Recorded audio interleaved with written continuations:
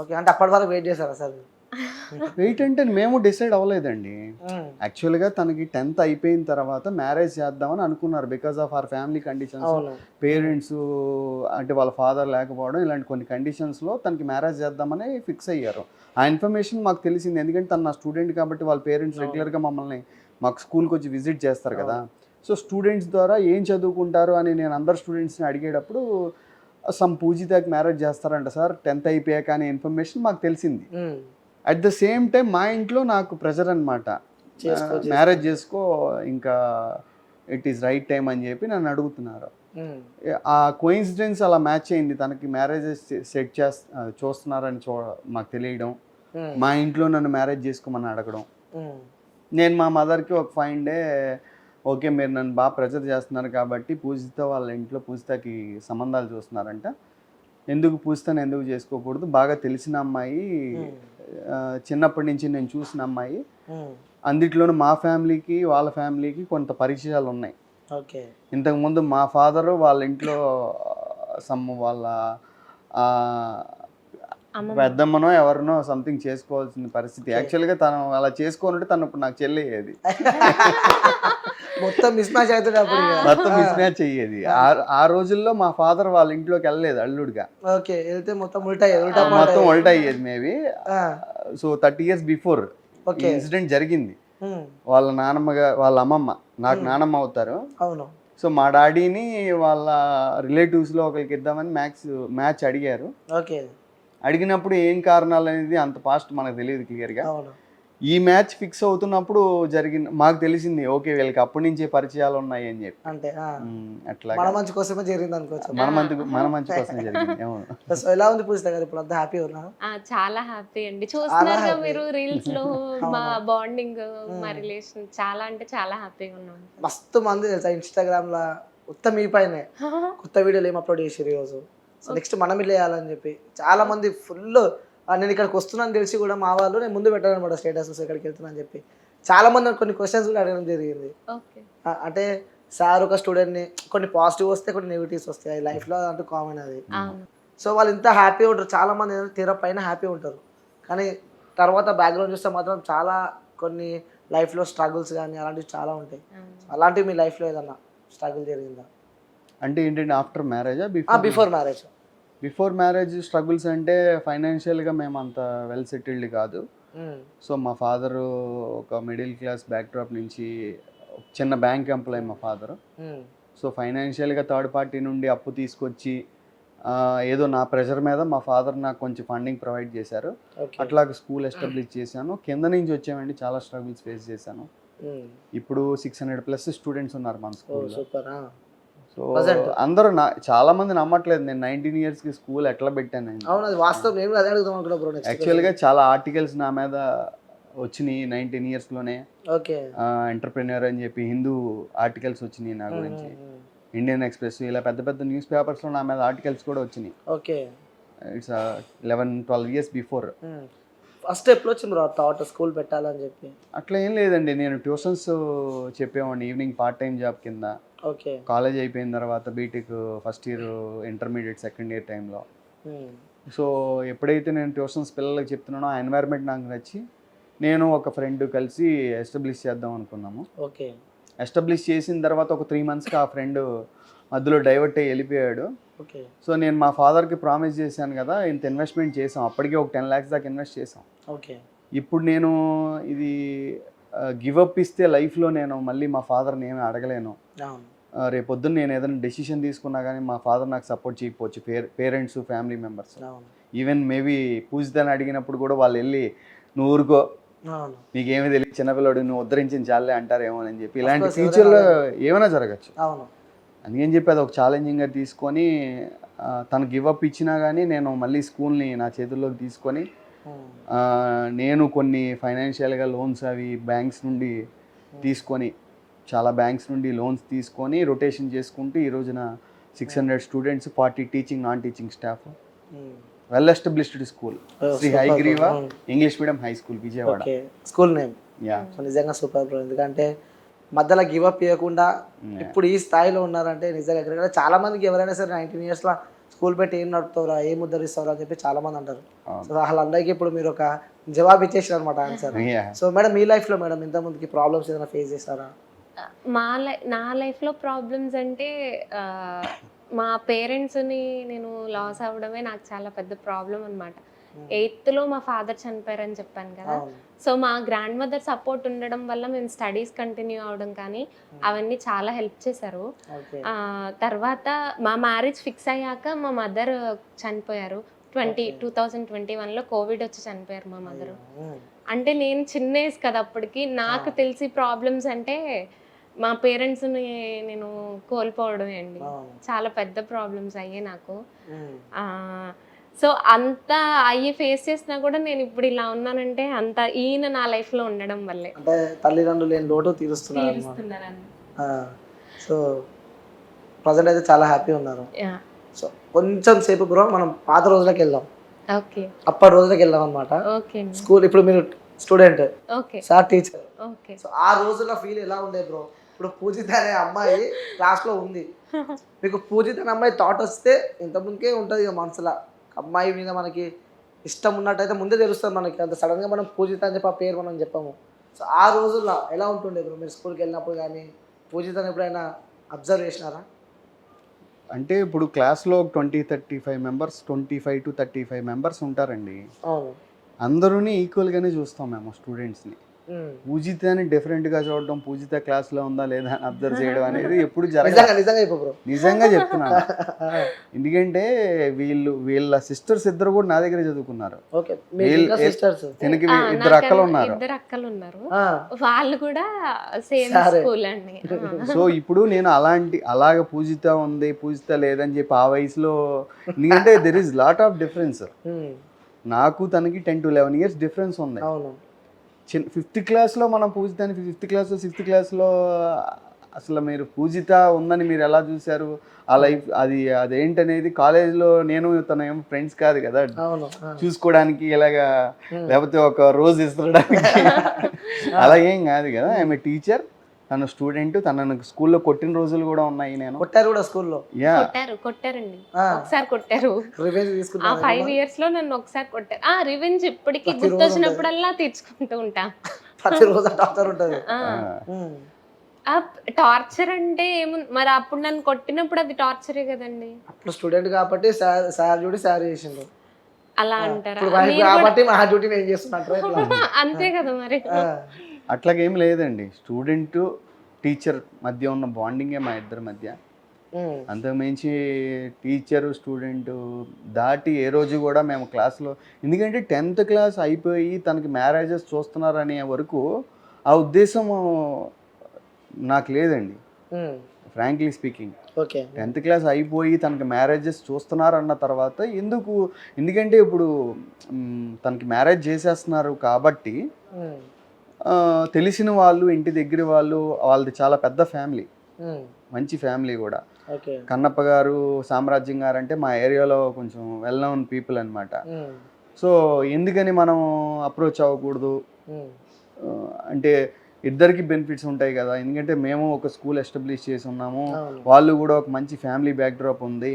మనం వెళ్ళి వాళ్ళ ఇంట్లో అమ్మాయిని మ్యారేజ్ చేసుకుంటే ఇంకా మనకి అడ్వాంటేజ్, అట్లా సేమ్ టైం వాళ్ళకి అడ్వాంటేజెస్ ఉంటాయి కదా అని ఫ్యామిలీ అండర్స్టాండింగ్తో ఇక్కడ జరగడమే కానీ అంతకుమించి ఏం లేదు. అంటే అప్పుడు మీకు భయం అనిపించలేదు ఎవరో పెళ్లి చేసుకునే ముందు అది ఒక ఆ టీచర్ స్టూడెంట్ని పెళ్లి చేసుకున్నాడు, సో సమాజం ఏమనుకుంటుంది అని చెప్పి? ఇప్పుడు కూడా ఉందండి భయం. ఇప్పుడు కూడా కామెంట్స్ వస్తుంటే ఏంటి వీళ్ళు ఎలా మాట్లాడుతున్నారు అని చెప్పి డిఫరెంట్ థాట్స్ ఉంటాయి, ఎవరి ఒపీనియన్స్ వాళ్ళకు ఉంటాయి. నేనేమంటానంటే మ్యారేజ్ అనేది మనం ఫిజికల్గా ఇదేదో ఒక అబ్బాయి అమ్మాయి కలవడానికి అన్నట్టుగా చూస్తే అది ఎప్పుడు మనకి రాంగ్గానే కనబడుతుంది. మ్యారేజ్ అనేది ఒకరికొకరు తోడు ఉండడానికి లైఫ్ లాంగ్ ఒక పార్ట్నర్షిప్ మనం ఎంచుకునేది. ఇక్కడ ఏజ్ అనేది మ్యాటర్ కాదు, తన స్టూడెంటా ఇంకొకరు అనేది మ్యాటర్ కాదు. తను నాకు తోడుగా ఉండాలి, నేను తనకు తోడుగా ఉండాలి లైఫ్ లాంగ్. ఇది మెయిన్ మ్యారేజ్ యొక్క మెయిన్ ఉద్దేశం. ఇది ఎలా చూస్తున్నారంటే జనరల్గా చాలామంది, అంటే అందరూ కాదు, few people in the society దీన్ని ఏదో ఒక ఫిజికల్ అట్రాక్షన్ మీద చూస్తున్నారు కానీ ఆ ఒపీనియన్ మీద మేము వాళ్ళని అప్రోచ్ అవ్వలేదు. ఎందుకంటే నాకు అలాంటి ఉద్దేశం ఉండుంటే వాళ్ళది చాలా పెద్ద ఫ్యామిలీ. నేనేమంటానంటే వాళ్ళు నాకు ఇవ్వడానికి కూడా ఆలోచించకుండా మేము వెళ్ళిన ఫస్ట్ డేనే నానమ్మ గారు కానీ వాళ్ళ ఫ్యామిలీ మెంబర్స్, వాళ్ళ అమ్మగారు కానీ వాళ్ళ పిన్ని గారు కానీ అందరూ యాక్సెప్ట్ చేయడం జరిగింది. ఎవరూ రిజెక్ట్ చేయలేదు. ఫస్ట్ డేనే ఆ సార్ అడిగారు, సార్ మంచి వ్యక్తి, మనం మ్యారేజ్ చేద్దాం తప్పనిసరిగా అని చెప్పి వెంటనే వాళ్ళు యాక్సెప్ట్ చేయడం జరిగిందనమాట. సో అలాంటి వాళ్ళ కోసం మీరు ఏం చెప్దాం అనుకున్నారు? అంటే సార్ ఇప్పుడు స్టూడెంట్ని పెళ్లి చేసుకున్నాడు అంటే ఇంతకుముందుకి ఇంకేం చేసిండో స్కూల్లో ఉన్నప్పుడు, సో ప్రతి ఒక్కరికి డౌట్ అయితే వస్తుంది. ఓకే, సో అలా ఆలోచించే వాళ్ళ కోసం మీరు చెప్పాలంటే ఏం చెప్తారు? అదేనండి నేను చెప్పేది. మ్యారేజ్ అనేది ఒక ఫిజికల్ అట్రాక్షన్గా చూడద్దు. మ్యారేజ్ అనేది లైఫ్ లాంగ్ పార్ట్నర్ని మనం ఎంచుకునేది, మన లైఫ్ లాంగ్ మనం తోడుగా ఉండడానికి ఒక పార్ట్నర్ని మనం ఎంచుకోవడం. ఎందుకు పూజితనే మరి మీరు ఎంచుకున్నారని సొసైటీ అడుగుతుంది, ఎందుకు స్టూడెంట్ని ఎంచుకున్నారని. నాకు తెలిసిన అమ్మాయి మా ఫ్యామిలీకి దగ్గరగా పరిచయం ఉన్న ఫ్యామిలీ మెంబర్స్ కాబట్టి వాళ్ళు మమ్మల్ని అర్థం చేసుకుంటారు. అలాగే పూజిత కూడా నాకు 5th క్లాస్ నుండి 10th క్లాస్ వరకు తన బిహేవియర్ కానీ, తను నలుగురికి ఇచ్చే రెస్పెక్ట్ కానీ, మేమంటే మా టీచర్స్ అన్నా మేమన్నా చాలా రెస్పెక్టబుల్గా తను బిహేవ్ చేసే పద్ధతి కానీ, తన క్రమశిక్షణ కానీ, చెప్పాను కదా తను క్లాస్లో కూడా టాపర్ అని చెప్పి, ఇవన్నీ క్వాలిటీస్ నాకు నచ్చి. ఎందుకంటే ఎవరినో ఒక థర్డ్ పర్సన్ని ఎక్కడి నుంచో తీసుకొచ్చుకొని అమ్మాయిని మనం మ్యారేజ్ చేసుకోవాలంటే భయం వేసింది. తను మన ఫ్యామిలీలో అందరితో కలవడిగా ఉండగలుగుతా లేదు. సో ఇలాంటివన్నీ ఆలోచించుకుంటే నాకు తను బెస్ట్ అనిపించింది. మా మదర్కి చెప్పాను అడగమని. చెప్పినప్పుడే కథ పెళ్ళి అయిపోయింది? అవ్వలేదండి, చెప్పినమ్మటే అవ్వలేదు. 2 years after marriage. 2 years after మాకు మ్యారేజ్ ఫిక్స్ అయిన తర్వాత 2 years తర్వాత మాకు మ్యారేజ్ అయింది. ఎందుకు అంత గ్యాప్? ఎందుకు 2 years గ్యాప్? ఎందుకంటే తనకి 18 years నిండలేదు మా మ్యారేజ్ ఫిక్స్ అయినప్పటికీ. ఒక 6 months 1 year గ్యాప్ ఉంది. ఓకే, జస్ట్ మ్యారేజ్ ఫిక్స్ అయింది. మ్యారేజ్ ఫిక్స్ అయిన ఇంకొక 6 monthsలో ఒక 1 yearలో తనకి 18 years కంప్లీట్ అవుతాయి. ఓకే, అక్కడ కూడా మేము 18 years కాదు, తనకి 20 years వచ్చిన తర్వాత మ్యారేజ్ చేసుకున్నాం. ఓకే, ఎందుకంటే తనకి ప్రాపర్ ఏజ్ రావాలి. ఇప్పుడు యాక్సెప్ట్ చేసినా కానీ తనకి అదే అర్థం చేసుకునే వయసు రావాలి. ఇవన్నీ ఉద్దేశించి వాళ్ళు చేద్దామన్నా కానీ లేదు ఇది రైట్ టైం కాదండి, కొంచెం మనం టైం తీసుకొని చేద్దాం అని చెప్పి కొంచెం వాళ్ళ పేరెంట్స్ కూడా అలాగే సపోర్ట్ చేశారు. వాళ్ళ ఫ్యామిలీ మెంబర్స్ కూడా ఓకేనన్నా మీరు చెప్పింది బాగానే ఉంది, సో మనం కొంచెం గ్యాప్ తీసుకునే మ్యారేజ్ చేద్దామని చెప్పి. కాకపోతే ఇక్కడ బ్యాడ్ లక్ ఏంటంటే ఆ గ్యాప్ తీసుకోవడం వల్ల మా అత్తయ్య గారు మా మ్యారేజ్ చూడలేదు, ఎక్స్పైర్ అయిపోయారు. మా అత్తయ్య గారు ఏంటంటే తనకి మ్యారేజ్ చెయ్యాలి, అదొక పెద్ద రెస్పాన్సిబుల్గా. ఎందుకంటే వాళ్ళిద్దరు అక్కలకి మ్యారేజ్ అయిపోయింది, తిన ఒక్కతే ఉంది. తనకి అత్తయ్య గారికి మా మావయ్య గారు లేరు, ఇంకా తిన ఒక్కదాన్ని. ఎందుకంటే చిన్న అంటే తనకి బాగా గారాభం. తిన ఒక్కదాన్ని మంచి ఫ్యామిలీకి ఇచ్చి తను కొంచెం రిలాక్స్ అవుదాం అనుకున్నారు. బట్ బిఫోర్ కరోనా ఎఫెక్ట్ అయ్యి మా అత్తయ్య గారు ఎక్స్పైర్ అయిపోయారు. ఓకే, అది బ్యాడ్ లక్. సో పూజిత గారు ఫస్ట్ ఇలా సార్ సంబంధం వచ్చింది అని చెప్పగానే ఫస్ట్ మీ ఫీల్ ఏంటి? మా మదర్ ఇలా చెప్పారండి, ఇలా సార్ వాళ్ళు మ్యాచెస్ కోసమని వచ్చి అడిగారు అని అంటే, ఎవరు ఎవరు అని అన్నా. అంటే ఇలా సార్ వాళ్ళని అడిగారు అని అంటే, సారు నన్ను అడిగారా అని చెప్పంటే, అవునమ్మా సారే అని అంటే, అదేంటమ్మా ఏమని అడిగారు, ఎవరెవరు వచ్చారు, ఏం మాట్లాడారు, ఇవన్నీ కనుక్కున్నాక ఇంకా చాలా హ్యాపీ ఫీల్ అయ్యాను అనమాట నేనైతే.